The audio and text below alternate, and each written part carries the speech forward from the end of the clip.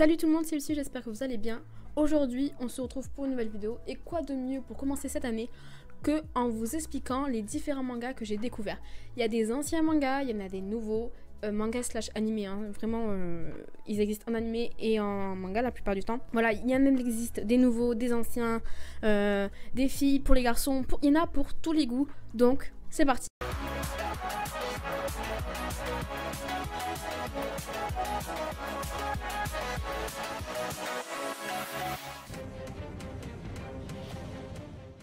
Là, il y a le clan du feu qui a pris contrôle de tout.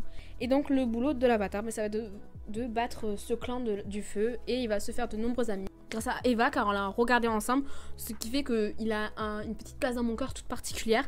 C'est pas l'animé de tous les temps, c'est pas extraordinaire, mais ça reste un super bon animé. Et pour ceux que ça intéresse, il est disponible sur Netflix. En 9ème position, j'ai mis Isekai Shit Magical. Désolée pour mon magnifique accent anglais. C'est un animé qui est sorti en 2020 si je ne me trompe pas. Il est très spécial. En gros, c'est l'histoire d'un jeune garçon qui se promène dans la rue. Il a toujours été super fort en jeu vidéo. Et là, boum, il se retrouve téléporté dans un jeu vidéo. Enfin, dans un monde de magie, etc. Et il se retrouve que lui, il est sur-cheaté. Et en fait, c'est sa capacité, il est cheaté en gros, c'est dans le titre. Il va aussi être une question de guerre là-dedans. Et le but, ça va être de gagner cette mini-guerre entre deux parties dans ce monde, de pas se faire tuer bien évidemment.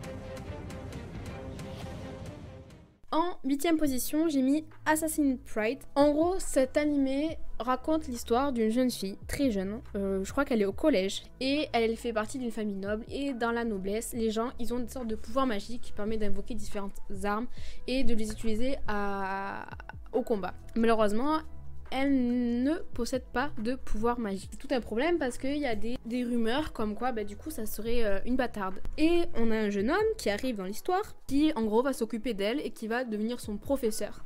Et il va se dérouler tout plein de choses autour d'elle, autour de son évolution avec cette magie, autour de cette évolution avec ce professeur.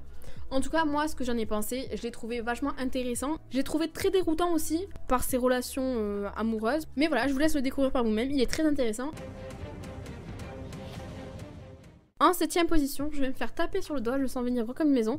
Mais j'ai mis No Game No Life. Je ne l'avais jamais vu jusqu'à présent. Oui, je sais, c'est une honte à moi. Bouh, bouh. J'ai trouvé juste ça incroyable. Genre, les couleurs sont juste splendides. C'est un univers bien complet, bien prenant. Les deux protagonistes, ils sont super intéressants. Ils sont super chouettes tous les deux. Foncez, il n'y a pas hésitation. Il existe depuis bien des années.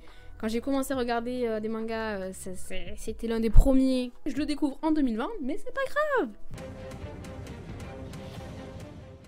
En 6ème position, j'ai mis un animé qui date, pour vous dire, il existait dans les années 80 ou 90, une connerie comme ça. Et c'est Cat's Eyes. C'est les précurseurs de toute cette schmilblick de voleuse.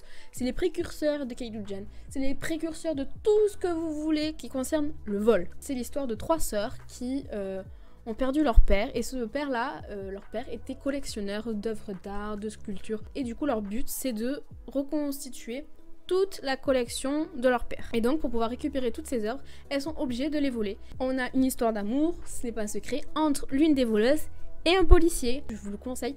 Oui, les graphismes sont anciens par rapport à ce qu'on voit aujourd'hui. Et si vous aimez Keijujan et tout ça, ça va vous plaire. Il n'y a pas de magie par contre, je tiens à préciser. En 5ème position, j'ai mis The God of a High School. Alors ça aussi, c'est un animé tout récent et cet animé est juste wow. Il a des graphismes assez particuliers. Cet animé est juste splendide. Dans le Japon, dans tous les pays du monde, se déroulent des concours pour désigner le plus fort du pays. Et donc, c'est une compétition de combat avec différents protagonistes. Et on a notre protagoniste qui y participe et qu'en fait, on se rend compte qu'il est assez fort, le petit coco. Et donc, on va suivre son évolution avec ses relations amicales, ses relations amoureuses, s'il en a. Une dinguerie. En 4ème position, j'ai mis Otome Game no Ametsu Flag. Désolée, c'est un nom d'animé assez long et assez dur à prononcer pour moi. Alors cet animé, oui, il survole tous les autres parce que je l'ai regardé avec Erza et Eva le jour du Nouvel An. Donc j'ai regardé en 2020. Et je sais pas pourquoi j'ai mis autant de temps à me décider à le regarder parce qu'il est sorti en 2020. Lui aussi, il est tout récent. Et c'est juste génial. Les personnages sont géniaux. Je vais vous faire une critique d'ailleurs dessus, ainsi qu'un top 10.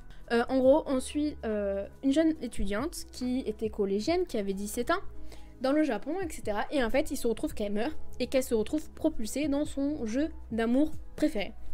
Mais malheureusement, elle ne va pas être la protagoniste de ce jeu, elle va être l'antagoniste, c'est-à-dire qu'elle se retrouve méchante. Mais malheureusement pour elle, toutes les fins possibles et imaginables dans son jeu vidéo fait que la méchante meurt ou est exilée. Et du coup, son objectif est de trouver des solutions pour pas mourir au minimum. Et les personnages sont juste trop drôles. Enfin, moi ça me tue et j'adore ce genre d'animé. Et franchement, tu le finis d'une traite comme ça et ça passe comme une lettre à la poste.